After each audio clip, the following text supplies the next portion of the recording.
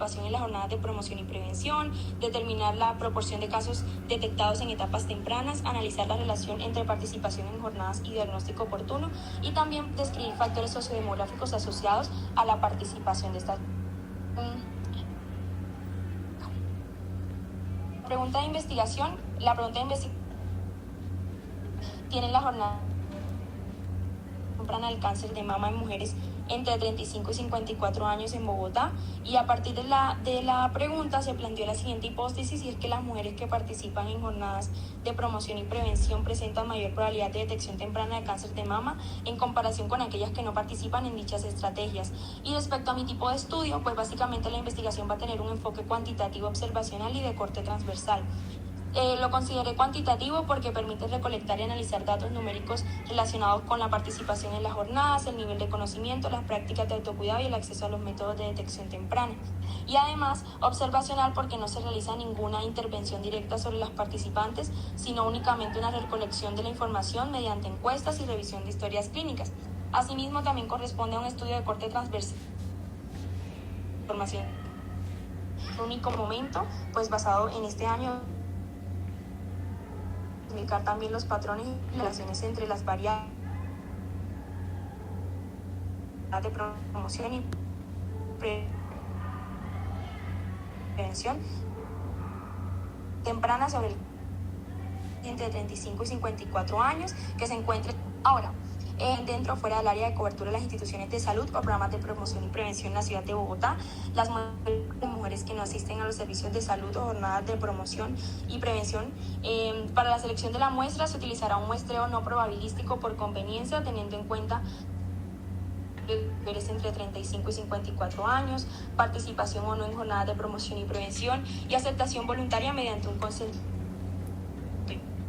Establecieron criterios de exclusión como las mujeres que encuestas incompletas o con información inconsistente. Ahora, respecto a las técnicas de recolección de datos, se utilizarán principalmente encuestas estructuradas y revisión de historias clínicas.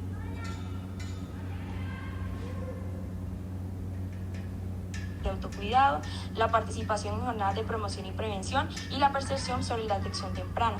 Las encuestas van a estar conformadas por preguntas cerradas, lo que va a permitir obviamente pues la organización, la clasificación y la cuantificación de la información para el análisis estadístico posteriormente.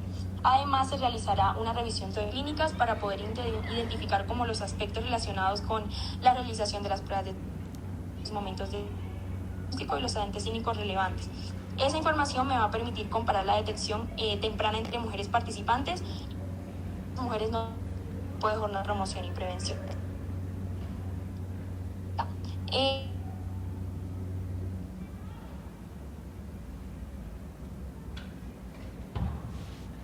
Cáncer de mama.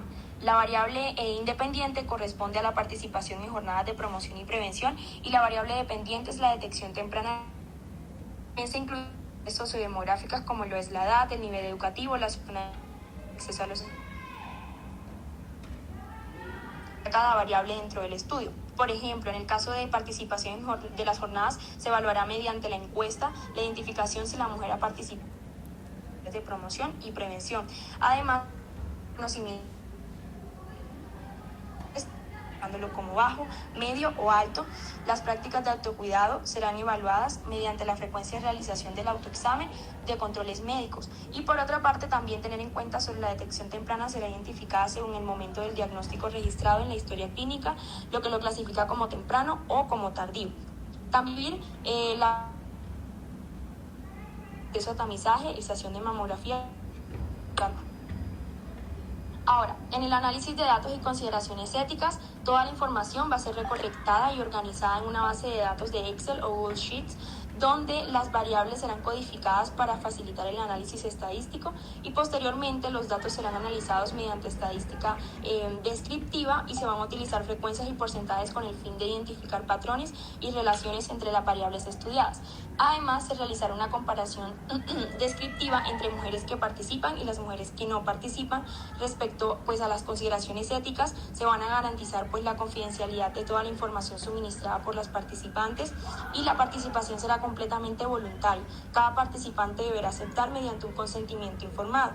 Aquí está el consentimiento informado que se les estaría como entregando a las participantes. Y la investigación pues se va a clasificar como también un estudio sin riesgo o de riesgo mínimo, debido a que no se realizarán intervenciones médicas ni procedimientos invasivos, sino únicamente encuestas y revisión de registros clínicos. Finalmente, el estudio se desarrollará teniendo en cuenta los principios pues éticos que fueron establecidos por la Resolución 8430 de 1993 del Ministerio de Salud y Protección Social de Colombia para las investigaciones en salud. Ahora, se presentan los anexos utilizados durante el desarrollo de la investigación, los cuales sirvieron como apoyo metodológico y ético del estudio. En el anexo 1 se incluye instrumentación de la recolección de datos, en el 2 consentimiento informado, en el 3 la guía de práctica clínica, en el 4 el glosario de términos y finalmente en el 5 la autoevaluación. Ahora, sobre el plan de trabajo y presupuesto, para el desarrollo de la investigación se estableció un plan de trabajo dividido en diferentes fases, donde la primera va a corresponder a la planeación de la investigación, donde se realiza una selección del tema, la formulación de la pregunta y la pregunta problema y la elaboración de objetivos y también de la hipótesis. La segunda fase incluye la revisión bibliográfica y la construcción del marco referencial, en este caso mediante la búsqueda de artículos científicos. Posteriormente se desarrolla la fase metodológica, donde se define la población. Después se lleva a cabo la recolección de datos mediante la aplicación de las encuestas y la revisión de las historias clínicas. Luego se realiza el procesamiento y análisis estadístico de la información recolectada para finalmente desarrollar la interpretación de los resultados y elaboración del informe final de la investigación. Ahora, en cuanto al presupuesto del estudio, requiere recursos mínimos debido a que corresponde a un estudio observacional y transversal, y los gastos principales van a incluir papelería, impresiones, materiales de oficina, transporte local, servicios de internet o algún tipo de imprevisto. Entonces, el presupuesto total que se estima para la investigación es de aproximadamente 200.000 pesos. Ahora, para concluir, el estudio permitirá evidenciar la importancia de las jornadas de promoción y prevención como herramientas fundamentales en la detección temprana de cáncer de mama, y además permitirá identificar la relación entre participación en estrategias preventivas, nivel de conocimiento y prácticas de autocuidado en mujeres entre 35 y 54 años. También busca fortalecer la educación en salud, el acceso oportuno a métodos de tamizaje y la implementación de programas de salud pública que están orientados a la prevención y pues el diagnóstico temprano del cáncer de mama en Colombia. Finalmente, pues la investigación busca generar conciencia sobre la importancia de la prevención, el autocuidado y pues también el diagnóstico oportuno como una estrategia fundamental para mejorar la calidad de vida de estas mujeres y el pronóstico de las mujeres frente a la enfermedad. Muchísimas gracias. Muy bien, excelente. ¿Quién sigue, por favor? Sigo yo, profesor.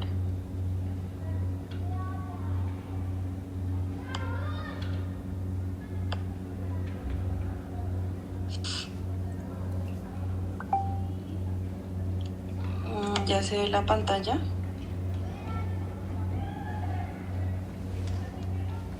Yo la veo en un cuadrito pequeño. ¿Y ahora?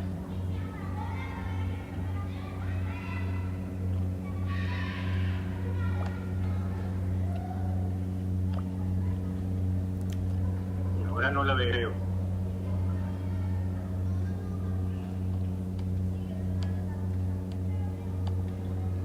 ¿Y ahora? Sí, ya se ve.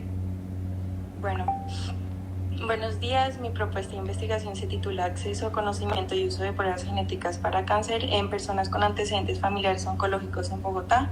Es un estudio epidemiológico sobre factores genéticos y sociales, el cual surge del interés por comprender si las personas con antecedentes familiares conocen la existencia de las pruebas genéticas y si pueden acceder a estas y si realmente las utilizan dentro del sistema de salud colombiano. A modo de introducción, el cáncer representa una de las principales causas de enfermedad y muerte en Colombia y en el mundo. Según el Globocan 2022, en Colombia se reportaron 117.620 casos nuevos de cáncer y actualmente sabemos que entre el 5 y el 10% de los cánceres tienen una causa hereditaria identificable. Entre estas están las mutaciones en genes como BRCA1, BRCA2, MLH1, MSH2, APC y TP53. La importancia de identificarlas radica en que permiten detectar personas con alto riesgo antes de que se desarrolle la enfermedad, lo que facilita las estrategias de vigilancia, prevención y diagnóstico.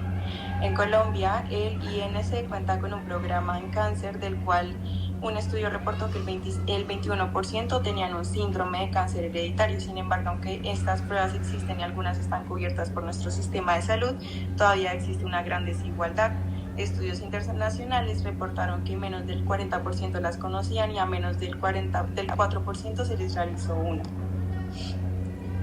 El trabajo más grande realizado en Colombia fue publicado en The Lancet Regional Health y analizó más de 8.000 participantes evaluados mediante secuenciación de nueva generación. Además, investigaciones recientes muestran que BRCA2 y seguido de BRCA1 son los genes más frecuentemente implicados en cáncer hereditario dentro de nuestra población colombiana. Por otra parte, diversos estudios latinoamericanos han demostrado que existen importantes barreras para acceder a la oncología de precisión.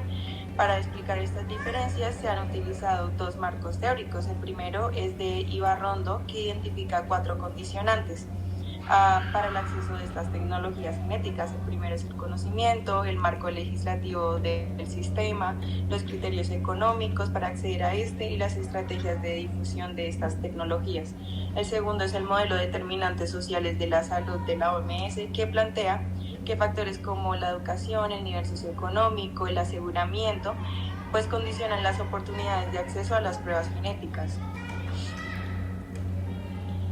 Esta propuesta se justifica por 3 razones principales. Primero, la magnitud del problema, pues miles de personas podrían presentar síndromes hereditarios de cáncer y beneficiarse de las estrategias preventivas.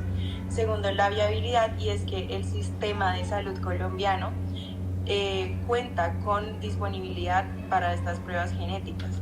Y tercero, que hay una brecha en el conocimiento. Actualmente no existen o no encontré estudios colombianos que evalúen simultáneamente el conocimiento y el acceso a estas pruebas genéticas. El objetivo general sería describir el nivel de acceso, conocimiento y uso de pruebas genéticas para cáncer en adultos con antecedentes familiares oncológicos identificados en la red de centros de atención primaria de salud de Bogotá y caracterizar los factores sociodemográficos asociados para poder hacer una comparación. El problema radica en que la cobertura de estas pruebas pues existe la normativa, pero en la práctica la mayoría de personas con antecedentes familiares de cáncer nunca reciben asesoría genética. Esto significa que muchas personas con riesgo elevado no son identificadas antes de desarrollar la enfermedad, perdiendo la ventana de prevención, que es la más importante. La pregunta de investigación es cuál es el nivel de acceso, conocimiento y uso de las pruebas genéticas para cáncer en adultos con antecedentes familiares oncológicos identificados en la red de CAPS de Bogotá y cómo se caracteriza según su perfil sociodemográfico. A partir de la literatura internacional se plantean 3 supuestos descriptivos. Primero, que se espera que al menos del 15% de los participantes se haya realizado alguna prueba. Segundo, que el conocimiento será menor en estratos bajos como el 1 y el 2 y en afiliados al régimen subsidiado. Y por último, que la barrera principalmente va a ser de tipo informativo, es decir, que será el desconocimiento sobre la existencia y la utilidad de estas pruebas. En cuanto a la metodología, se realizará un estudio observacional descriptivo de corte transversal. La razón de elegir este diseño es que permite describir una situación específica en un momento determinado. La información será recolectada mediante una encuesta presencial asistida usando una herramienta que se llama Cobo Toolbox. Inicialmente se abordarán usuarios adultos en la red de centros de atención de Bogotá. A todos se les realizará una pregunta de filtro sobre si tienen familiares con cualquier tipo de cáncer ya diagnosticado. Únicamente quienes reporten esta pregunta afirmativa pues continuarán con el cuestionario. La población objetivo son adultos de 18 años o más residentes en Bogotá con antecedentes familiares de cáncer. Entre los criterios de inclusión y exclusión, para mí el más importante es que pues la participación previa en programas de cáncer hereditario pues va a ser un criterio de exclusión. El tamaño de la muestra fue calculado en 600 participantes elegibles. Para lograr esto se estima que será necesario abordar aproximadamente 2.400 personas en los CAPS, aproximadamente 120 por cada centro. Se utilizará un muestreo probabilístico por conglomerados en 2 etapas. El primero, pues seleccionar los 20 CAPS distribuidos por localidades en Bogotá. Después se realizará el abordaje sistemático en la sala de espera. Y pues esta estrategia busca obtener una muestra más representativa de la población de Bogotá. Aquí muestro el cuadro de operacionalización de variables y pues el plan de análisis. En cuanto a las variables,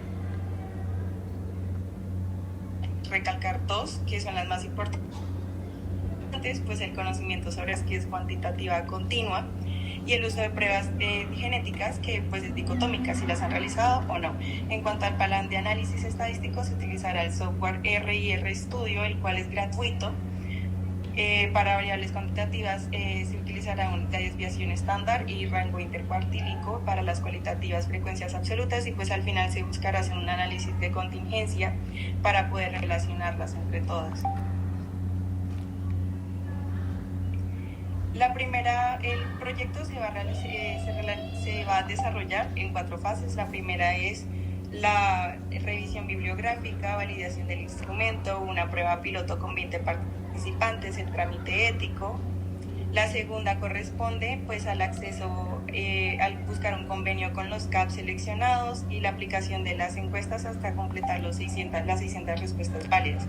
La tercera corresponde al análisis estadístico y finalmente en la cuarta se redactará el informe final y se elaborará un artículo científico para divulgar los hallazgos. En cuanto a los aspectos en riesgo clínico según la clasificación formal, solución es porque no hay intervención sobre los participantes. Se pedirá la firma del documento de consentimiento informado según la declaración de Helsinki y pues se va a mantener una privacidad absoluta cumpliendo de los datos, cumpliendo la ley de 1581 del 2012 con una base de datos anonimizada. Cada participante va a tener un código único, etcétera. Para el presupuesto da un total de 10.131.000 pesos colombianos, entre ellos está el talento humano, la tecnología y el trabajo de campo, y el diseño y la difusión y los imprevistos que pueda tener el estudio. Para la financiación pues se buscaría un convenio con el Ministerio de Ciencias o con la Facultad de la Nacional. Aquí muestro los anexos, está la autoevaluación del estudio, la historia natural de la enfermedad, las guías de práctica clínicas utilizadas como referencia y pues un glosario de términos que es mucho más grande que lo que muestro acá. Me parece importante profundizar en la historia natural de la enfermedad porque ayuda a entender por qué las pruebas genéticas son tan importantes, y es que en el periodo prepatogénico la persona pues ya posee las variantes genéticas. Posteriormente, en el periodo patogénico, donde comienzan los cambios biológicos que eventualmente conducirán al cáncer, es esta fase durante la cual la persona permanece al principio sintomática, en la que las pruebas genéticas tienen mayor utilidad porque permiten identificar a los individuos de alto riesgo antes de la aparición de síntomas y por lo tanto será posible implementar una vigilancia y una prevención, reduciendo la mortalidad casi un 70% según los estudios. Y por último, las referencias. En el código QR pues se encuentra tanto el PDF de la propuesta como las referencias bibliográficas. Bueno, muy bien, muchas gracias. ¿Quién sigue, por favor? Sigo yo, profe.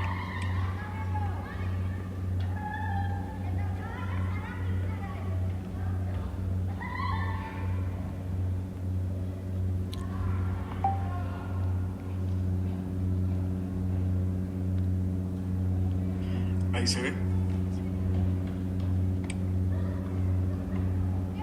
Yo no lo veo. Sí, sí se ve. Entonces, a ver. Entonces, espérenme un momentito que yo no veo. Ya estoy volviendo a compartir.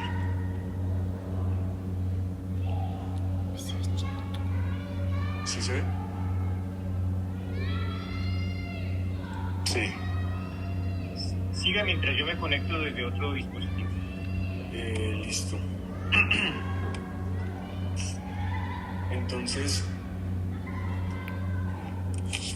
el proyecto se relaciona con la incidencia de desarrollo de secuelas posagudas del COVID-19 en población adulta colombiana durante 2 años. Es un estudio de cohorte prospectivo. Entonces,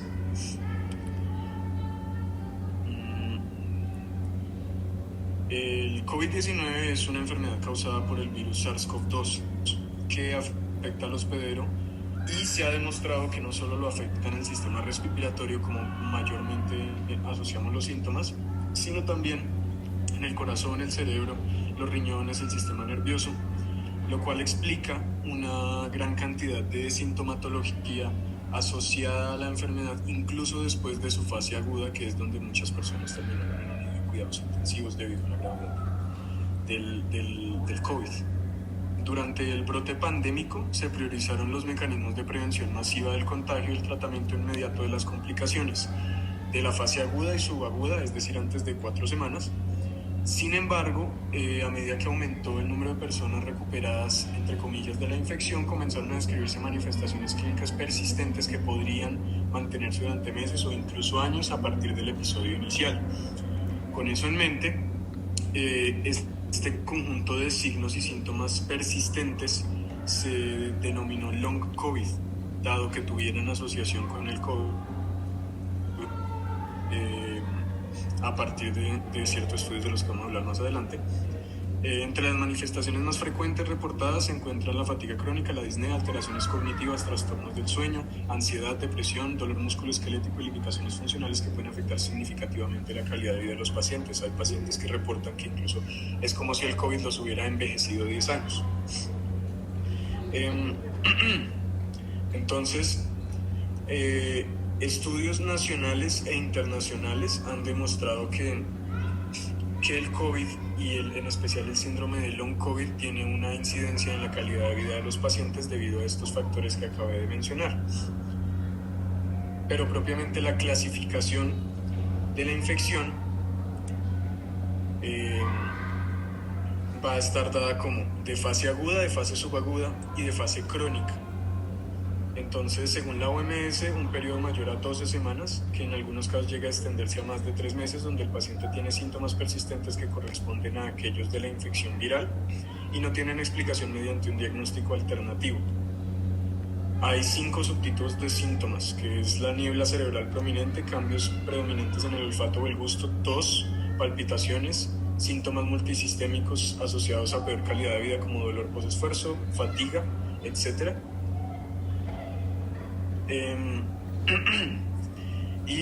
Tenemos como estudios previos, tenemos la necesidad de estudios a partir de este problema que estoy diciendo, ya que pues es importante determinar si de pronto habría una especie de tratamiento o solución para esta sintomatología, y también una asociación directa con el COVID que podría terminar de explicar una fisiopatología más alargada que la fase aguda o subaguda.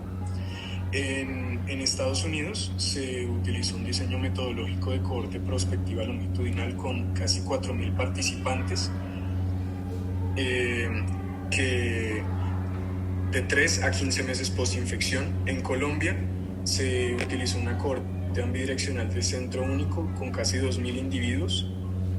Y en España se utilizó una cohorte retrospectiva de casi 1.100 pacientes hospitalizados en donde se les evaluaron valores clínicos como la hipoxemia o hallazgos radiológicos.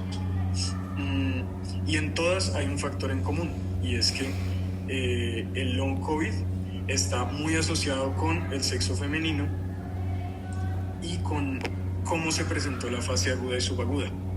Entonces, esto explica la necesidad de hacer un trabajo como el que me estoy planteando, dado que si bien en Colombia ha habido este tipo de conjeturas respecto al long COVID, es importante adaptar estas metodologías a mayor alcance dentro del país, por lo cual yo estoy proponiendo un estudio de cohorte prospectivo para los años 2025 y 2026, donde en asociación con varias clínicas se busque como objetivo general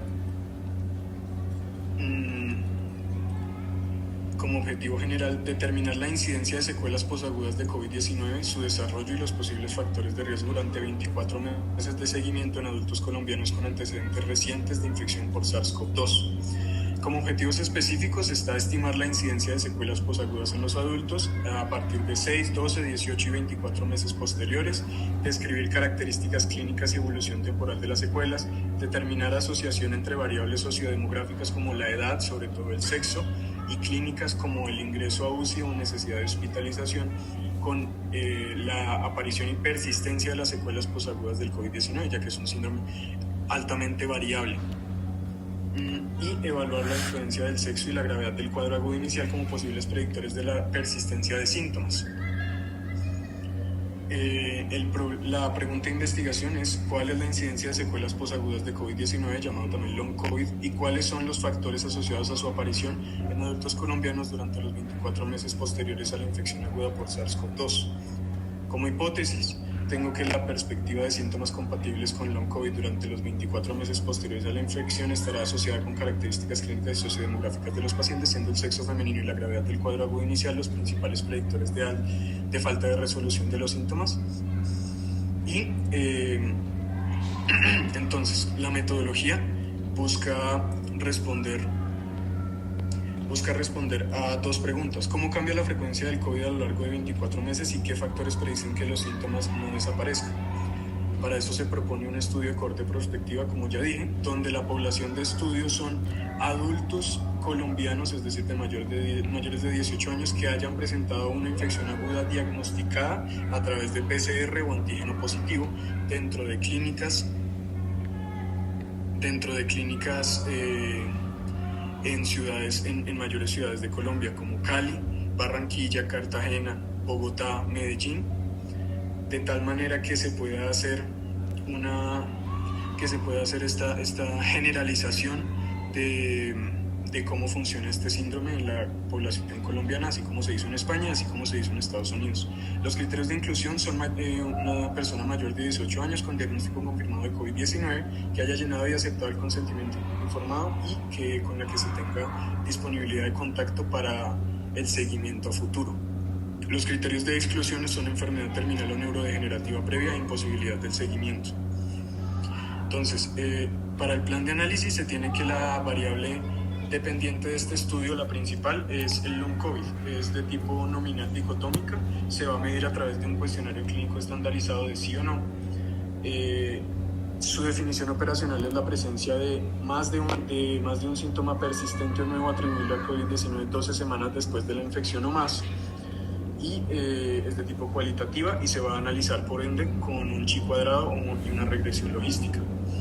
A partir de ahí hay varias variables independientes como el número de síntomas persistentes, el sexo, la edad, la hospitalización, el ingreso a UCI, factores de comorbilidad como la hipertensión arterial, la diabetes, la obesidad,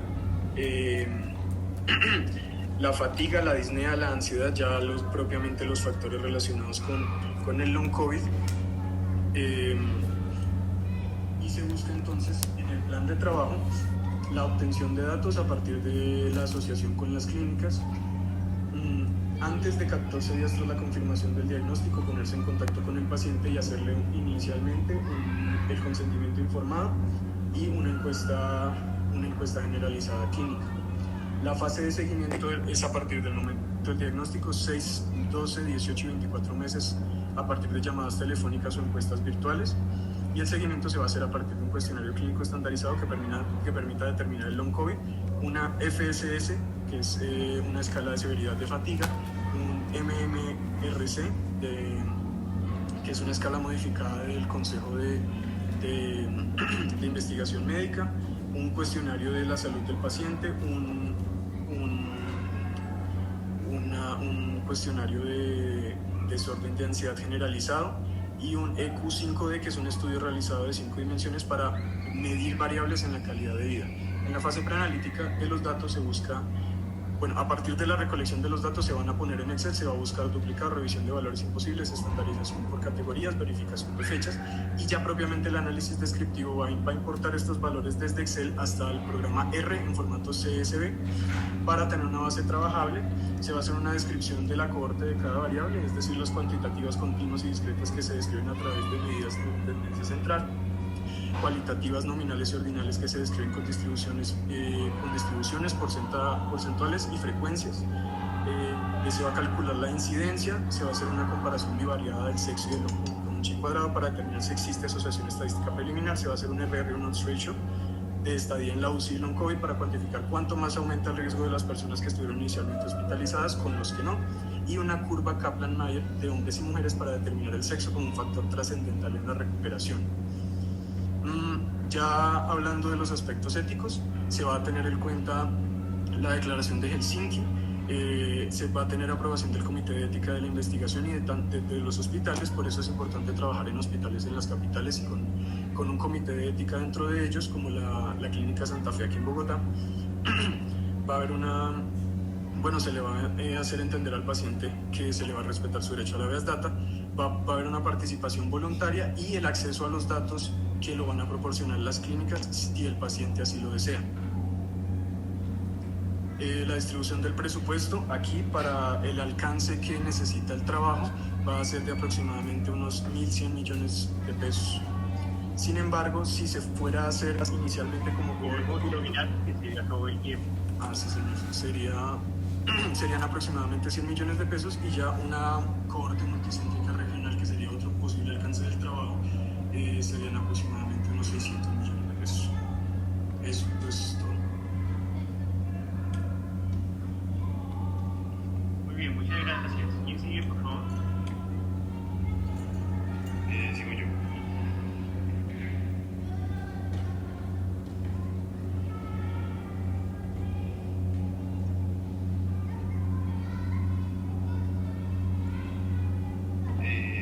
Voy a comentar por eso ahora.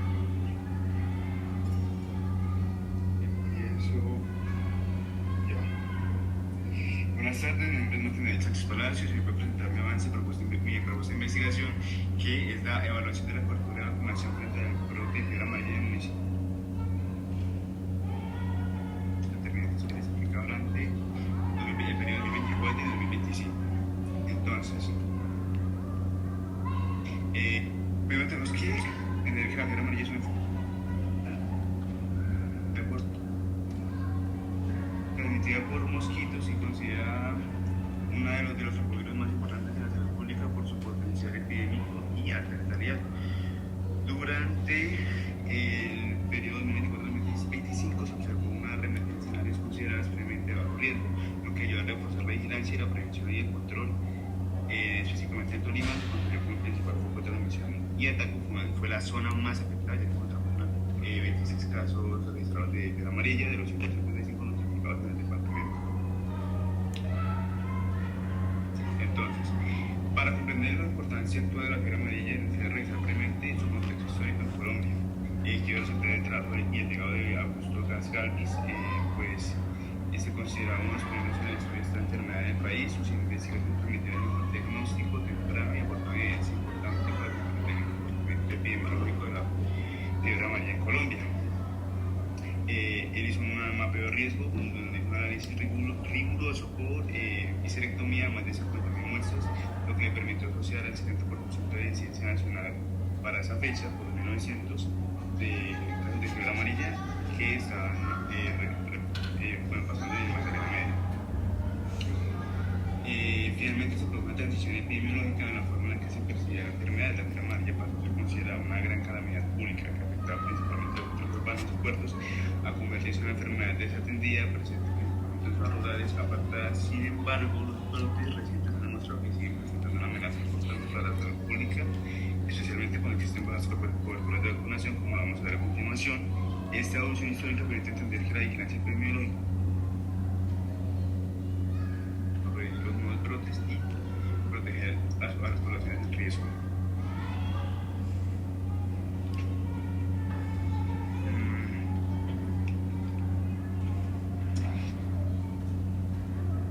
Entonces,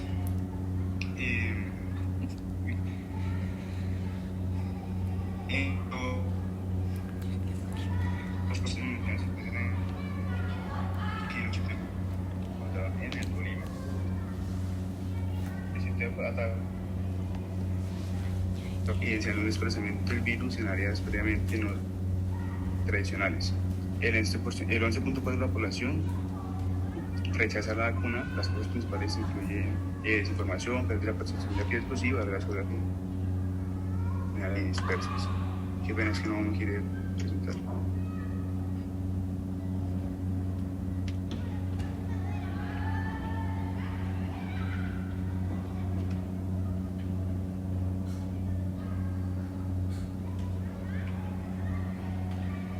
Bueno, el se muestra que tiene una inmunidad colectiva del 95%. Muchas personas continúan sin vacunarse. Las principales barreras incluyen la dificultad de acceso, mitos y creencias religiosas y baja percepción del riesgo. Entonces, el objetivo general es evaluar el estado de las coberturas de vacunación y analizar los elementos socioambientales que influyeron en la reemergencia de la fiebre amarilla en Ataco durante este periodo. El planteamiento del problema, la pregunta y la hipótesis. Entonces, tenemos como problema que la protección está llegando a una población adulta mayor de riesgo. Las cifras evidencian un fracaso preventivo contundente, ya que de estos 23 casos confirmados en Ataco durante este periodo, 91.3% de los casos confirmados carecían de un antecedente vacunal. Además, que estas personas, estos 26 casos, fueron acompañados de una tasa de letalidad del 50%. Entonces, las geográficas y las limitan el acceso y la demanda de la inmunización asociados directamente a coberturas deficientes y alta letalidad.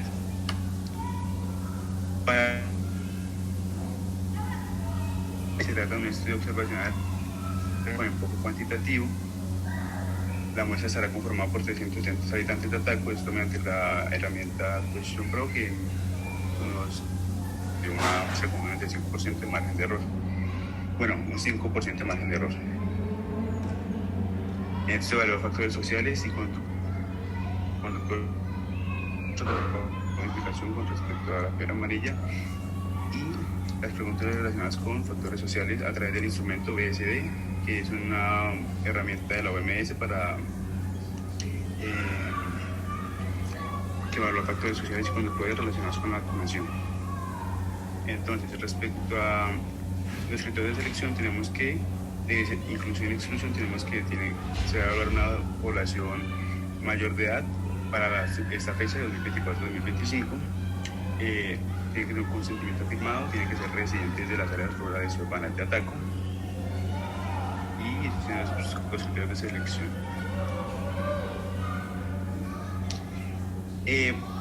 Respecto a el cuadro de priorización de variables claves, tenemos que la variable dependiente será el estado vacunal frente a la fiebre amarilla. El estado variable es independencia en cuanto a la edad, sexo, nivel educativo, ocupación, acceso a la vacunación, percepción de riesgo, confianza en la vacuna y la presencia de mitos. Los datos se analizados mediante estadística descriptiva y análisis bivariado. Entonces, respecto al flujo de tratamiento de la información, tenemos que es una recolección de los datos mediante un Forms que utilizará el cuestionario que es un nombre por la OMS, pero adaptado a las características que queremos identificar, y estos datos serán recolectados y exportados a Microsoft Excel, que es un programa para tratar los datos, para realizar la construcción y organización inicial de la base de datos. Posteriormente se llevará a cabo una depuración y codificación con el fin de identificar respuestas incompletas, registros duplicados o inconsistencias que puedan afectar la calidad de la información. Una vez validada la base de datos, se analizará mediante OpenEPI. Inicialmente se realizará un análisis descriptivo mediante frecuencias y porcentajes para caracterizar la población estudiada y conocer el comportamiento de las variables. Entonces, respecto a las consideraciones éticas y legales, tenemos la resolución 8430 de 1993 o los artículos de Helsinki, clasificación de la propuesta con investigación sin riesgo, dado que emplea métodos de recolección de datos que no realizan intervenciones clínicas, fisiológicas o biológicas en los individuos. La ley de 1581 de 2012 de protección de datos, que da una garantía estricta de anonimización, confidencialidad y manejo seguro de la información personal de todos los encuestados. Es también tener un consentimiento informado, un requisito ético indispensable de inclusión, aceptación voluntaria, consciente y documentada de los participantes, que se determinará un código particular previo al diligenciamiento del instrumento. Respecto al programa y al tiempo que se plantea para ese estudio, tenemos que El proyecto se desarrollará durante aproximadamente 8 meses y inicialmente se realizará la revisión bibliográfica y elaboración del protocolo de investigación. Posteriormente se diseñará y validará instrumentos de recolección de información, seguido una prueba piloto y una cuestión de aval ético. Luego se llevará a cabo el trabajo en campo en ATACO, donde se reaplicarán las encuestas y se supervisará la calidad de los datos. Finalmente se realizará la consolidación de la base de datos, el análisis estadístico, la interpretación de resultados y la elaboración del informe para su socialización. Respecto al presupuesto, el presupuesto estimado para el desarrollo del proyecto es aproximadamente 15.800.000 pesos colombianos. La mayor parte de estos recursos está destinado al talento humano, incluyendo el investigador principal, el auxiliar de campo y el apoyo estadístico. También se contemplan gastos logísticos como el transporte hacia el municipio, el hospedaje, alimentación durante el trabajo y el campo de adquisición de equipos para la recolección digital de la información. Finalmente se incluye un fondo para imprevistos que permite garantizar la ejecución adecuada de todas las actividades planteadas en la investigación. Respecto a los anexos, tenemos pues la historia de la enfermedad, tenemos una fase prepatogénica de la infección viral aguda, parvovirus, predominio ciclo selvático en Colombia. Como vectores tenemos la Aedes aegypti, una fase patogénica que tiene una incubación de 3 a 6 días, una progresión tóxica del 15 a 20% en pacientes y una letalidad crítica en no vacunados. Respecto a la guía práctica clínica, encontré básicamente que no hay una guía, no hay un tratamiento para esta enfermedad más allá de, pues, no hay un tratamiento específico, pues hay una ausencia de antivirales específicos, pues básicamente solo encontré que recomienda la vacunación frente a todos los casos y ya. Estas son las referencias y muchas gracias por su atención. Bueno, muy amable. Ahí terminamos, ¿verdad? Con el grupo, ¿no? Son 5 compañeros. Profe, lo que pasa es que hay un compañero de nosotros que no logra presentarse hoy debido a que pues donde él vive no hay luz, entonces sí podría presentarse la próxima clase.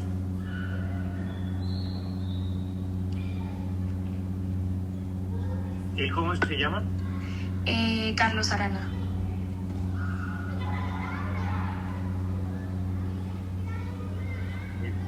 Entonces el grupo terminó, ¿no?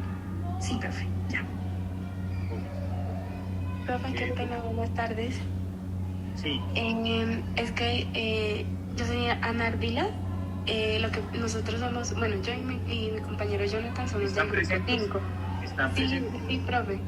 Nosotros le habíamos enviado un correo por lo que habíamos No, pero estado. yo no lo recibí, o sea, de todas maneras luego hablamos. A ver, digamos, se trata de lo siguiente. Voy a hacer los comentarios sobre el grupo y el siguiente grupo se prepara y luego es posible que tengamos el espacio para que ustedes dos se presenten, ¿de acuerdo? Profe, no se podría esta clase, o sea, ahorita. Por eso, voy a hacer los comentarios del grupo y le doy el paso al grupo siguiente, que son de 3 integrantes, una persona que nos faltó, que es Martínez, y luego serían ustedes dos. Ok, vale, listo, profe. Pero para ese tipo de cosas es que tienen un monitor o una monitora en su grupo, para que tengamos un diálogo fluido. Miren, me pasa tal cosa. Y entonces de eso se trata, ¿no? Bueno, pero ya solucionamos. Sí, yo Pero pensé ya que eso sí le había llegado el nosotros correo. no podemos conversar porque se nos va el tiempo, por Listo. favor. Bueno, muy bien. El trabajo de Isabela, que me pareció un trabajo muy positivo desde el punto de vista de salud pública, es un trabajo necesario. Fíjese que se trata de un estudio que tiene, bueno, ella mencionó encuesta e historia clínica. Aquí es muy importante definir cuántas historias clínicas, cuáles historias clínicas va a utilizar o si solamente se va a quedar en la encuesta. Uno de los tipos de encuesta que existe y que se usa mucho tanto en salud pública como en epidemiología, por favor para que lo revisen, es la encuesta tipo que se denomina conocimientos, actitudes y prácticas, ¿no? Esto pues, se ha aplicado a diversos problemas de salud pública. Bien, me queda aunque ella mencionó que iba a ser en el 2006, recuerde que tanto en el objetivo como en la pregunta como en el título tiene que aparecer el tiempo. En el trabajo de Valeria, que es sobre cáncer familiar, pues ella, fíjese, nos da un dato muy importante, y es que estamos hablando de alrededor del 21%, es decir, de los pacientes afectados con este tipo de problemáticas, 1 de cada 5 podría estar en esa situación. Así como el estudio que se ha hecho en Colombia, que ella lo menciona, que es muy importante. Bueno, pero aquí entonces ella también habla de realizar una encuesta. Habría que precisar cómo hacer esa selección de los 20 CAPs de que ella habló, pero en todo caso hay que insistir en unos elementos que ella mencionó. Las barreras pueden estar relacionadas con conocimientos de las personas, entonces aquí hay un trabajo muy grande. Lo mismo, dos temas que están íntimamente relacionados, que son legislación y el funcionamiento del sistema. Y ya luego viene el otro tema del bueno, en el caso del trabajo de Juan Felipe, que es un trabajo completamente necesario, yo lo agregaría no solamente con COVID, sino con otros virus que afecten el sistema respiratorio. Recuerden que hablar de virus respiratorios después de COVID es muy complejo, porque sabemos que existe una afectación multisistémica, aunque principalmente o su vía de transmisión pueda ser relacionada con la vía aérea, la afectación puede ser multisistémica, y por tanto, inclusive con el tema de COVID se precisó mucho otras vías de transmisión, como aquellas que estaban relacionadas por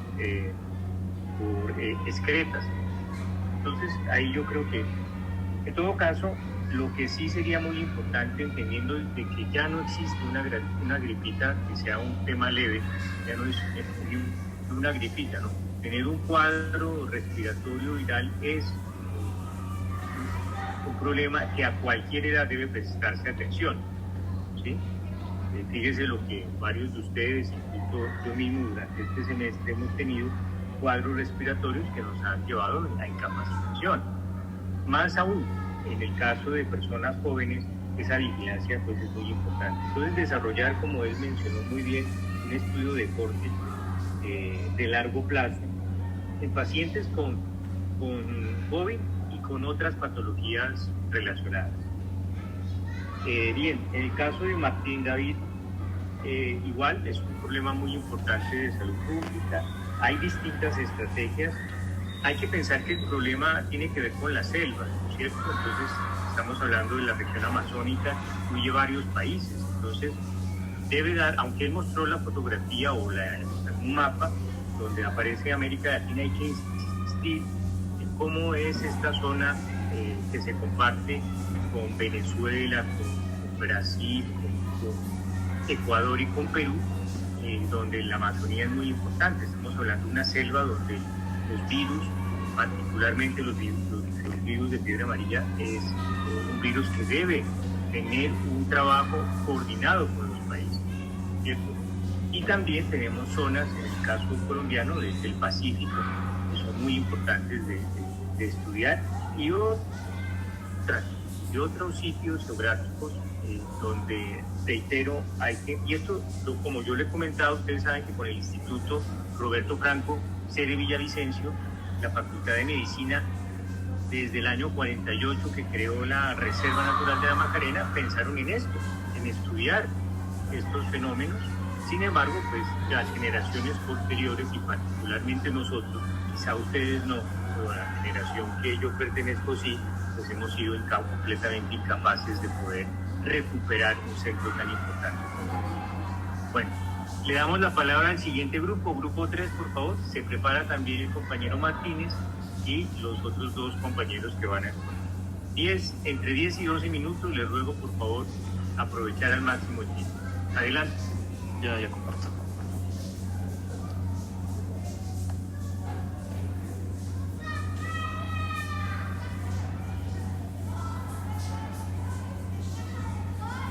¿Se puede? profe. Sí, yo ahora sí porque me he conectado en otro dispositivo, entonces puedo ver. En este no sé por qué no, pero lo puedo ver. No sé sus compañeros. Vale. Entonces, buenas tardes, compañeros. Hoy les vengo a presentar mi propuesta de investigación que está titulada como Factores de Riesgo para diabetes mellitus tipo 2 en adultos jóvenes de Putumayo en un periodo de 2026 a 2027. Bueno, para entender por qué es importante esta investigación, primero es necesario ubicarnos de manera local y a nivel global. A nivel mundial, la Federación Internacional de Diabetes estima que hoy hay 537 millones de personas viviendo con diabetes tipo 2. En Colombia, la prevalencia en adultos se estima entre el 8 y el 10%, y no estamos hablando de números pequeños, estamos hablando de millones de personas con una enfermedad que puede causar ceguera, insuficiencia renal, amputaciones y muerte prematura. Pero entonces, aquí entra mi pregunta: ¿por qué Mocoa? Mocoa tiene un aproximado de 45.000 habitantes y es un municipio muy particular porque está entre la frontera de los Andes y la Amazonía colombiana, con una población multiétnica que incluye comunidades indígenas, afrodescendientes y colonos. En las últimas décadas, pues, ha habido un proceso de urbanización muy acelerada, cambios de alimentación y mayor sedentarismo. A esto se suma que es uno de los municipios con mayor pobreza multidimensional y serias barreras de acceso a los servicios de salud. Y lo más importante, desde el punto de vista académico, es que no existe ni un solo estudio epidemiológico publicado sobre este tipo de diabetes en adultos jóvenes, y ese vacío es exactamente lo que quiero buscar con esta investigación.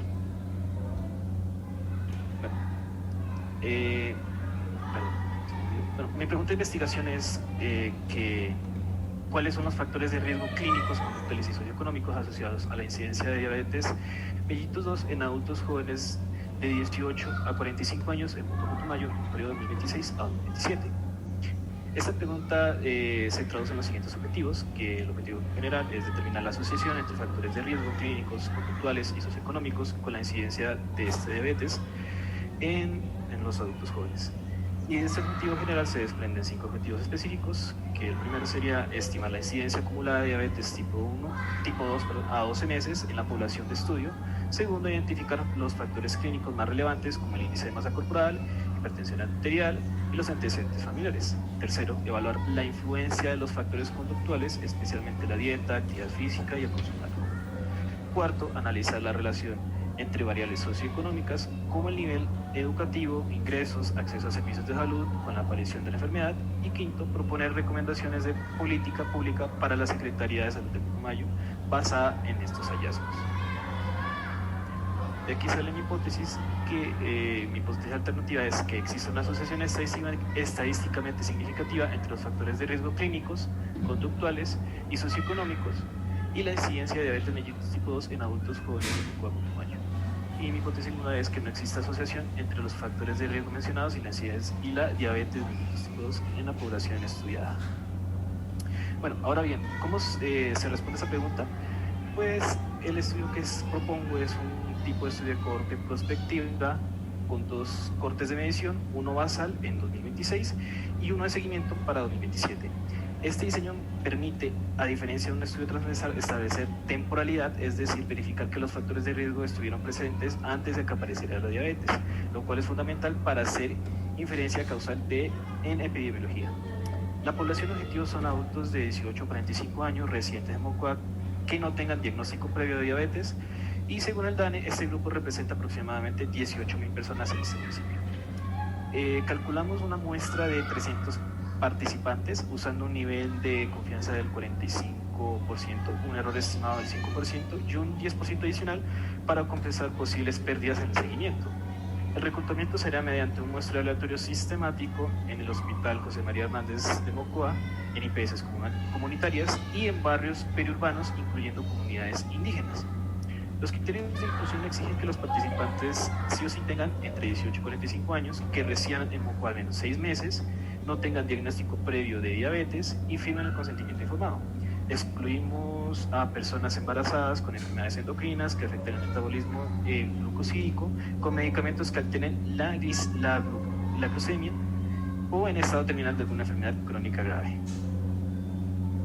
Bueno, para recolectar la información necesaria se diseñó una encuesta estructurada dividida en 4 módulos. El módulo 1 recoge datos sociodemográficos, como sería la edad, sexo, etnia, nivel educativo, ocupación, etc. El módulo 2 se enfoca en los factores clínicos, como sería medir el peso, talla, circunferencia abdominal, la presión arterial, y también se tomará muestras de sangre en ayunas para glucemia y hemoglobina glicosilada. Para el módulo 3 se evalúan los factores conductuales, que se usará el IPAC y PAQ, que son siglas en inglés para el Cuestionario Internacional de Actividad Física. Este cuestionario evalúa las actividades que se realizan durante los últimos 7 días y se enfoca en 3 distintos tipos de intensidad de movimiento, además del tiempo que se pasa sin moverse. Se mide la actividad física en METs, que son equivalentes metabólicos por semana, y un cuestionario de frecuencia de consumo basado en el ENSIN, que es una encuesta nacional de la situación nutricional colombiana para el patrón alimentario, y el AUDIC-C, que es un test de tamizaje breve y una herramienta clínica abreviada que sirve para identificar de manera rápida si una persona tiene un patrón de consumo de alcohol de riesgo o una posible dependencia. En el módulo 4 se abordan los factores socioambientales en la escala de LCSA de la FAO, que es la escala latinoamericana y caribeña de seguridad alimentaria, que es una herramienta de medición directa diseñada originalmente para esta región y fuertemente respaldada, promovida por la FAO, que es la Organización de las Naciones Unidas para la Alimentación y la Agricultura. Esto para evaluar el hambre y la seguridad alimentaria a nivel de los hogares. Y la PSS-10, que por sus siglas en inglés sería la escala de estrés percibido en 10 ítems, que esto sirve para medir el grado en el que las personas viven su vida como estresantes. La encuesta tomará alrededor de 35 a 45 minutos y será validada pues por uno de nuestros ayudantes. La variable dependiente es la incidencia de diabetes mellitus tipo 2, que se denomina como un caso nuevo cuando el participante presente glucosemia en ayunas mayor o igual a 126 miligramos sobre decilitro en 2 mediciones distintas, o hemoglobina glicosilada mayor o igual a 6,5% según criterios de diagnóstico de la OMS y la ADA. Las variables independientes están en 3 grupos: variables clínicas IMS, variables clínicas que serían el índice de masa corporal, presión arterial, perfil lipídico y antecedentes familiares. Variables conductuales, la actividad física en METs por semana, patrón alimentario con puntaje de 0 a 100, consumo de alcohol. Variables socioeconómicas, nivel educativo, ingresos en salarios mínimos, afiliación al SGSS y seguridad alimentaria y estrés percibido. El análisis estadístico se realizará en 3 etapas. Primero pues, será un análisis descriptivo, que se utilizará la media, desviación estándar, mediana y rango intercuartítico para cuantitativas y frecuencias para cualitativas. Y la normalidad se evaluará con Shapiro-Wilk. Segundo, pues será un análisis bivariado, se utilizará chi cuadrado, Fisher, de Student, y el estadístico clave es la ODS ratio con intervalos de confianza del 95%. Y tercero, un análisis multivariado que es de regresión logística binaria para identificar predictores independientes ajustados con un modelo Cox para analizar el tiempo hasta que aparece el primer caso de diabetes en cada participante. Bueno, el estudio tiene una duración total de 18 meses organizada en 5 fases. La fase 1 será la fase de preparación, que tendrá una duración de 3 meses, que es para ajustar el protocolo, validación de la encuesta, prueba piloto con 30 participantes y obtención de aval ético. También se puede capacitar a los encuestadores que asistirán. Fase 2, que es el campo basal, tiene una duración de 3 meses, que es el reclutamiento de los 300 participantes, aplicación de la encuesta y todas las mediciones del primer corte.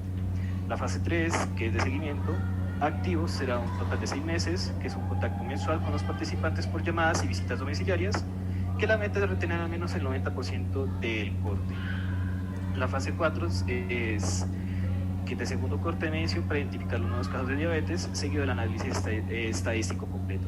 La fase 5, que es de alrededor de 2 meses, es la redacción del informe final, preparación de artículos científicos y socialización de resultados con la Secretaría de Salud de Putumayo. Bueno, el presupuesto estimado para este trabajo es de 58.747.500 pesos, y el rubro más grande está en 15.910, que son materiales y equipos, principalmente los exámenes bioquímicos, que serían la glucemia, hemoglobina glicosilada y perfil lipídico para 300 participantes en 2 cortes, es decir, que será un total de 600 pruebas de cada tipo. El recurso humano, pues 15.900.000, que sería para un investigador principal, 2 encuestadores, auxiliar de enfermería, estadístico, intérpretes, y el transporte hacia Mocoa y hacia comunidades periurbanas tendrá un valor de 2.500.000, y la difusión científica, incluyendo publicación en todas las zonas rurales y canales de radio, pues se requerirá un 970 pesos, y se reservará un 5% para imprevistos. Bueno, en aspectos éticos, en este estudio se trata con seres humanos, y esto debe estar firmemente anclada en principios éticos, y el principal sería la autonomía, que es el principio se garantiza a través del consentimiento informado, libre y voluntario de cada participante. Este debe firmar antes de ingresar al estudio, y el formulario estará redactado pues en un lenguaje claro y accesible, sin tecnicismos, para que cualquier persona con una educación básica pueda entenderlo. En beneficiencia, el principio de beneficencia implica maximizar los beneficios para los participantes. Cada persona recibirá sus resultados clínicos y bioquímicos individuales de manera personalizada y confidencial. Justicia, eso significa que los beneficios y las cargas del estudio no deben distribuirse equitativamente, sino que no seleccionaremos participantes únicamente por conveniencia. Será un muestreo aleatorio sistemático que asegure la representación de distintas zonas del municipio. Y confidencialidad, todos los datos serán anonimizados desde el momento de la recolección, asignando a cada participante un código alfanumérico. El nombre del participante nunca aparecerá en la base de datos de análisis. Los formularios físicos con datos de identificación se guardarán bajo llave, separados de la base de datos. Bueno, los resultados esperados para este estudio es que al finalizar este estudio pues tendremos 6 posibles resultados. El epidemiológico será la primera estimación de incidencia acumulada de diabetes mellitus tipo 2 en 12 meses en adultos jóvenes de Colombia. Y analítico, identificación de los factores con mayor ODS ratio en el contexto amazónico colombiano. Clínico, modelo predictivo de riesgo adaptado para uso en los primeros niveles de atención. De política pública, recomendaciones concretas para la Secretaría de Salud de Putumayo. Científico, al menos una población en revista indexada a Latinoamérica. Y comunitario, socialización directa de hallazgos con participantes y con el Hospital José María Hernández. Este sería mis anexos. Este es un ejemplo de la posible encuesta que se realizará. Las referencias, y muchas gracias.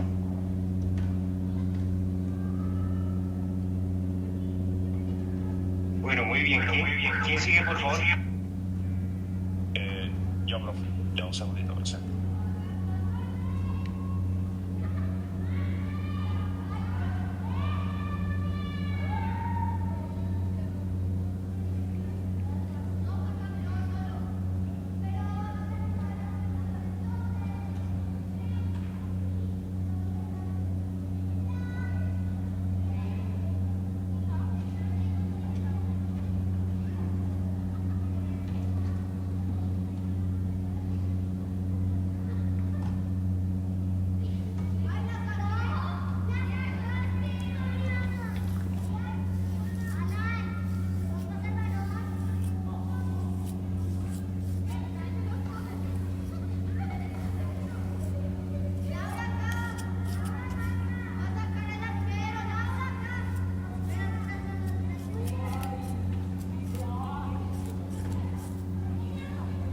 Muy buenos días a todos, mi nombre es Matthew Taylor y en el día de hoy les presentaré mi proyecto de investigación, el cual es la asociación entre la calidad del sueño y el rendimiento académico en estudiantes de medicina de Bogotá, Colombia, durante el periodo 2026-1.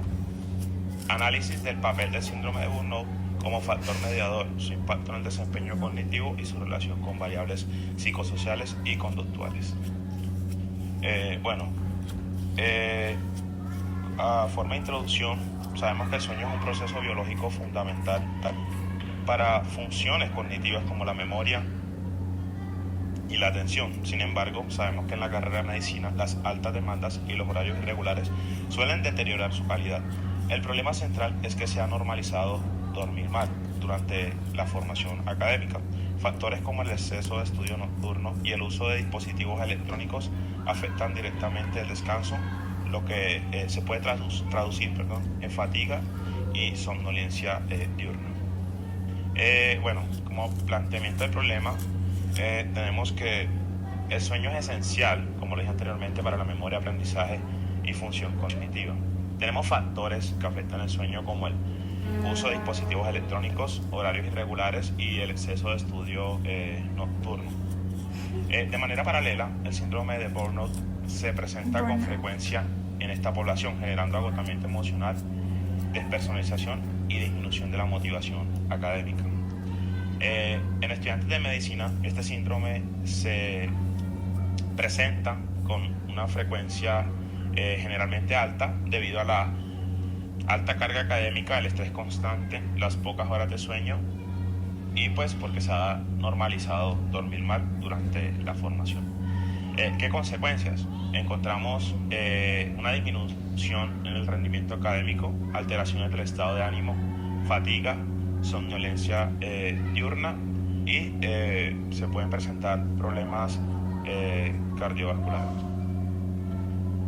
A pesar de la relevancia de estos factores, existe una limitada comprensión sobre cómo la calidad del sueño y el síndrome de burnout se relacionan conjuntamente en el rendimiento académico en estudiantes de medicina. Como importancia del problema, tenemos que pues, la relevancia de este estudio es clara. Sabemos que pues, la mala calidad del sueño y el burnout no solo bajan las notas, sino que afectan la salud mental y la capacidad cognitiva. Si estas condiciones no se logran identificar, pueden comprometer la correcta formación profesional y el desempeño de los estudiantes. Por ello es vital comprender que esta relación pueda promover estrategias de bienestar y mejorar el aprendizaje. Como objetivos, tenemos que nuestro objetivo general es determinar esa relación entre la calidad del sueño y el burnout y el rendimiento académico.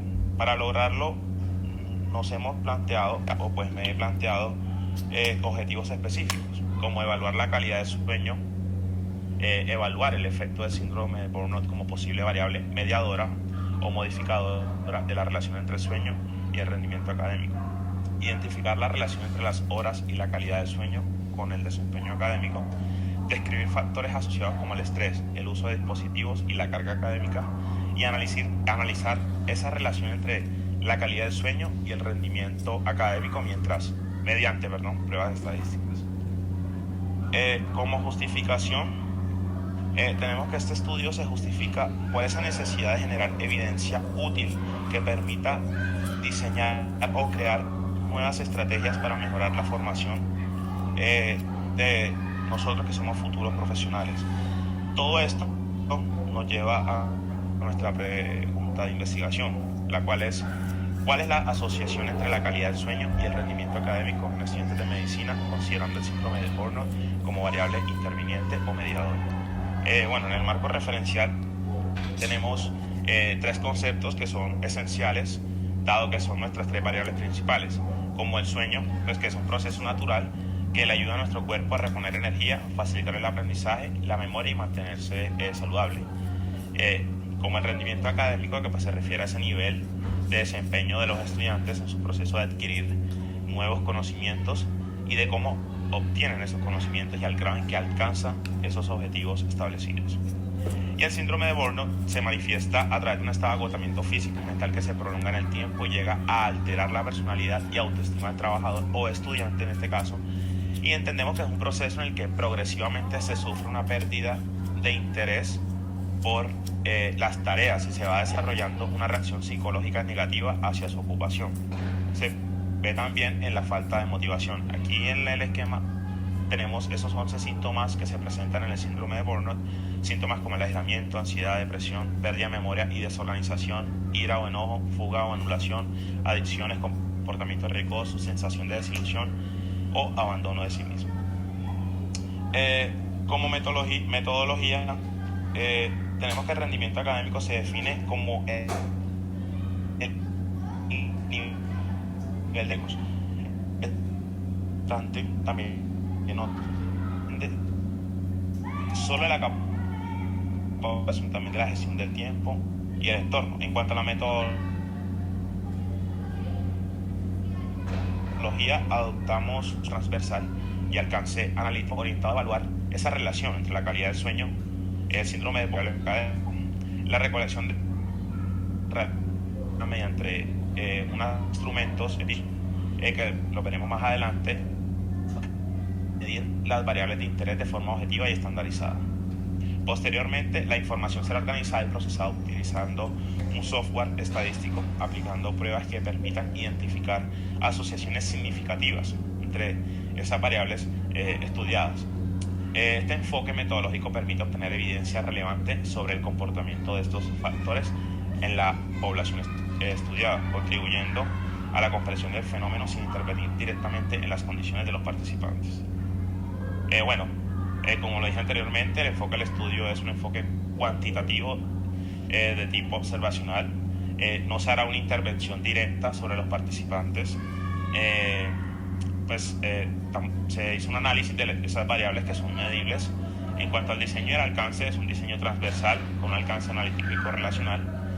No establece causalidad, pero genera evidencia para futuras investigaciones.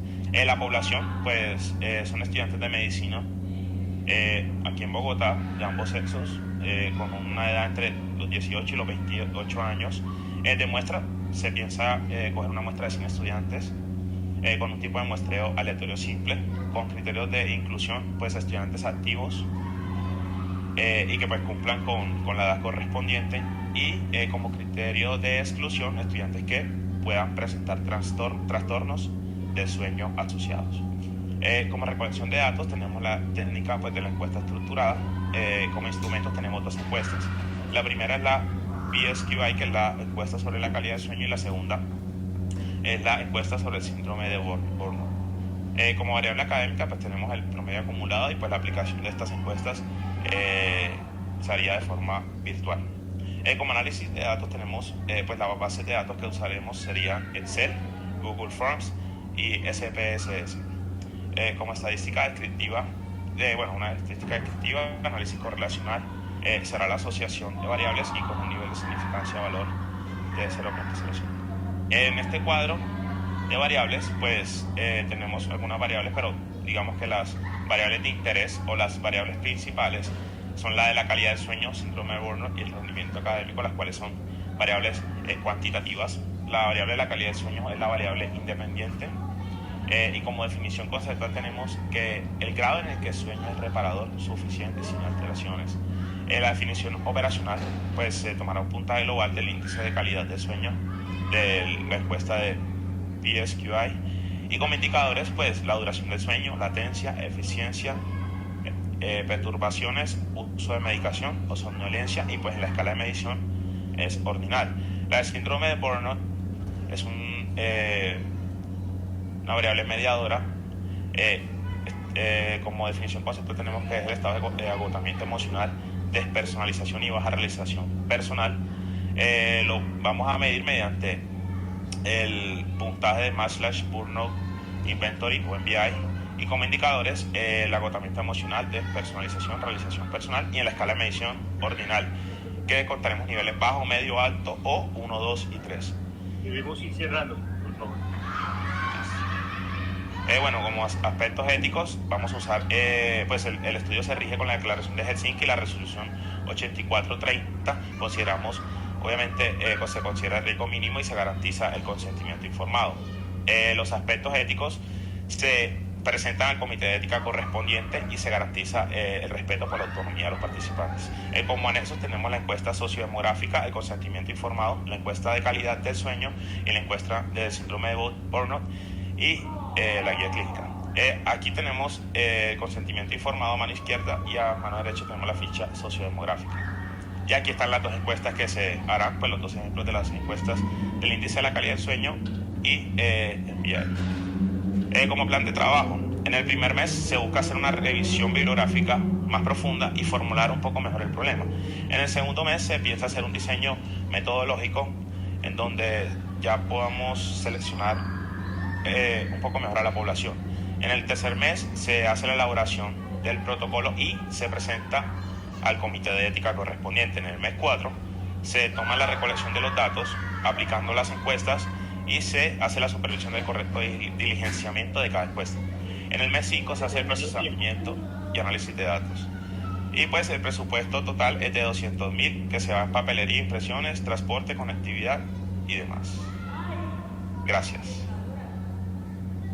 Muy bien. Vamos con la compañera del grupo. Sí, ya presento.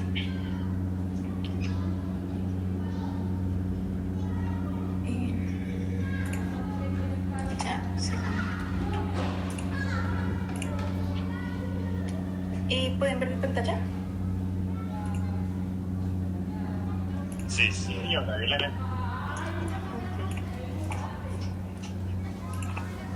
Bien. Entonces, bueno, les presento mi propuesta epidemiológica, que es una campaña comunitaria participativa de 6 meses para la reducción de criaderos de Aedes aegyptus en el barrio Mateo de Puerto Carreño, en Bichara. Esta campaña va a tener en cuenta los determinantes sociales, ambientales y culturales de la población. Primero, bueno, ¿qué es el dengue? El dengue es una enfermedad transmitida por el virus, el mosquito de Aedes aegyptus, que afecta sobre todo a las regiones tropicales, y la población más afectada son menores de 18 años. Como no hay un tratamiento específico, dependemos del diagnóstico oportuno por medio de pruebas serológicas como la ELISA. Y las principales estrategias son siempre la vigilancia epidemiológica, el control de vectores y las medidas de prevención. Los factores de riesgo para que una población tenga más dengue es la urbanización acelerada, las altas temperaturas, el agua almacenada y la migración. En cuanto a la transmisión, es un mosquito de Aedes aegyptus que pica a una persona infectada y luego durante toda su vida va a las personas a las que pique, pues va a infectar, y las larvas que produzca a nacer ya con el pico. La situación del dengue, según la OMS, está dengue con alarmas, dolores musculares, la cefalea, el dengue con signos de alarma ya es el que tiene vómitos, sangrados, y el dengue grave ya es el peligroso, ¿no? El que tiene el choque, sangrado profundo y que... En cuanto a la historia natural del dengue, por patogénico, pero es para que se dé, y el ambiente es el ambiente que tenga el de agua. Aquí se da la prevención primaria, todas las campañas, tanto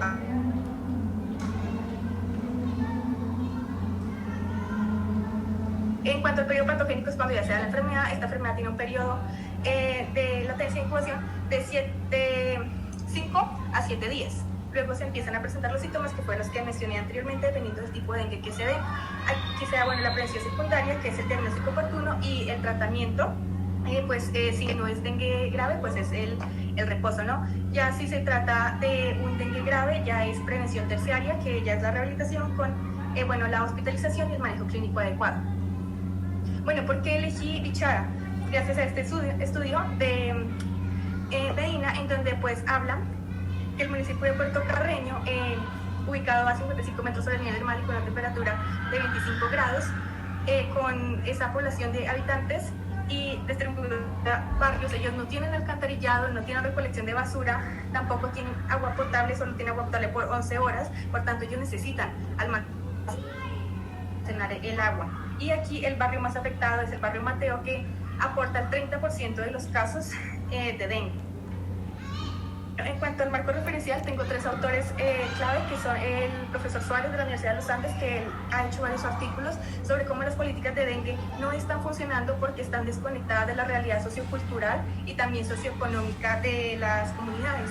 Pues la comunidad piensa que el dengue es más que todo una gripa fuerte, que no merece tantas prevenciones, y también la comunidad pues, no está dispuesta a dejar de almacenar agua, porque como en este caso muchas comunidades no tienen acceso al alcantarillado. Además, hay otro estudio que demuestra que aunque las personas tengan el conocimiento teórico del dengue, eso no es un factor protector, porque siguen teniendo altos índices larvarios en sus casas. La segunda autora referente es Mejía Jaramillo, que ella encontró que en Bichara, de los 4 serotipos que circula, uno tiene una mutación que hace que sea resistente para los insecticidas que se...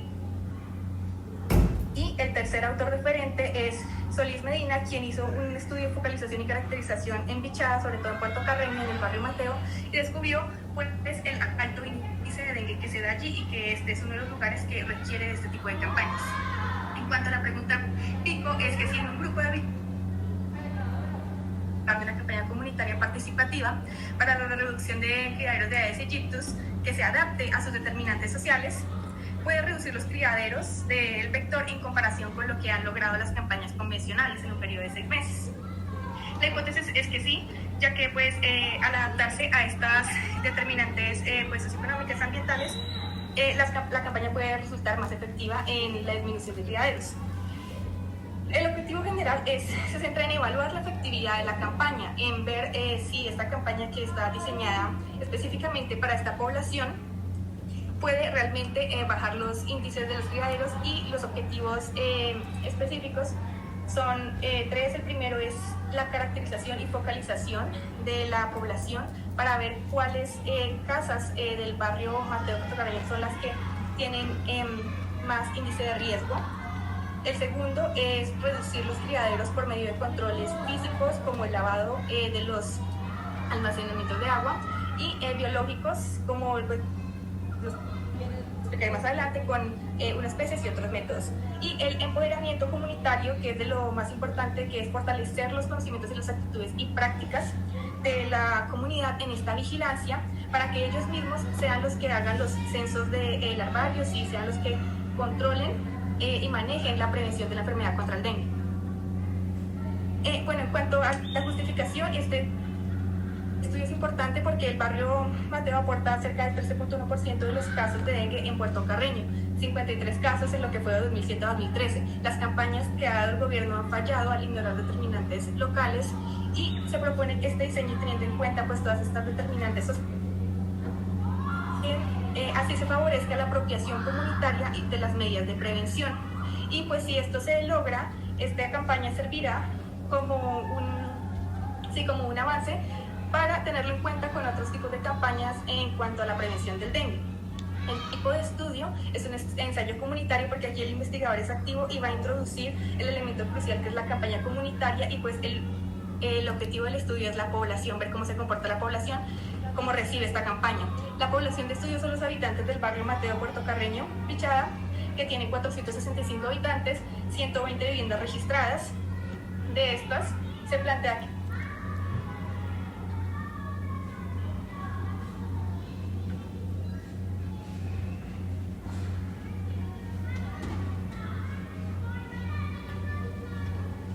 con una muestra mínima de 211 personas. En conclusión, lo que observan ahí, en cuanto a las variables de estudio, están las variables demográficas, las variables ambientales, las variables socioeconómicas y las variables de prevención. Aquí vemos el cuadro de las variables demográficas, que incluyen el sexo, edad, la ocupación. Dentro de esas, el sexo, pues todas las variables demográficas son cualitativas, nominales, y pues las variables ambientales, temperatura media, precipitación y altitud, son cuantitativas continuas. También están las variables de acceso a alcantarillado, acceso a acueducto y a servicios de recolección, que aquí se manejan como cuantitativas continuas, porque estamos hablando del porcentaje anual de acceso que tiene la comunidad a esto. Y después también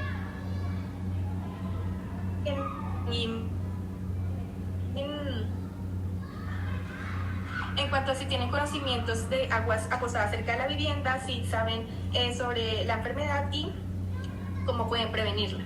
Aquí están las bases de datos que se usarán, OpenAI del CS y el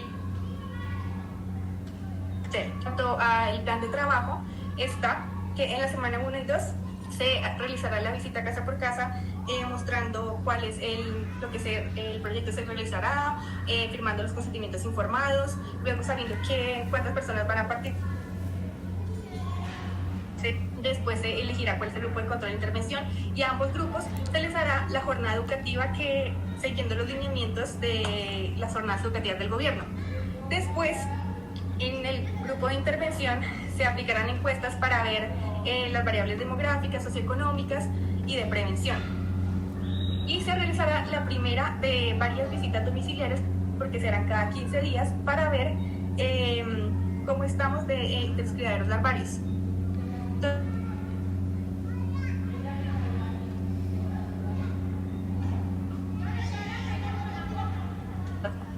Después de eso, se harán las jornadas educativas de empoderamiento comunitario, donde se les enseñarán a las personas a hacer sus propios censos de larvas, cómo pueden identificarlas, cómo pueden eliminarlas. Y luego se mostrará cómo hacer el control de los tanques bajos, cómo deben hacer el lavado adecuado. Lógico, se dividirá el grupo en tres. En el grupo A, que recibirá los peces, pues Entonces, a este estilo funciona con la relación de El grupo B se les entregará subitrampas que vemos de un recipiente de plástico negro que tiene una tira con un insecticida y cuando el mosquito vaya a poner su larva pues va a morir ahí.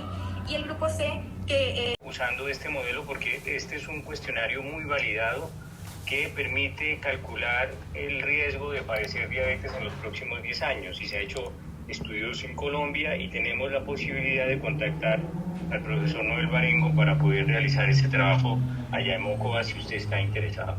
Bueno, en el caso de Matthew, que nos pone una temática realmente importante, ¿no? Si evaluamos cómo ustedes están durmiendo, cómo yo estoy durmiendo, nos vamos a encontrar con cosas que realmente deben mejorar y por tanto está íntimamente relacionado con el desempeño académico. Entonces buscar estas estrategias pues son realmente importantes. Y aquí el tema de los instrumentos, repito, que deben ser validados, ¿no? En el caso de Jadid Lorena, también la propuesta es muy interesante. El tema del dengue, fíjese, lo que hemos hablado tantas veces, barrio por barrio, vereda por vereda, y ahí en ese marco el trabajo casa por casa. Entonces ahí tenemos, digamos, unas necesidades muy importantes de trabajar directamente con las personas, con las comunidades.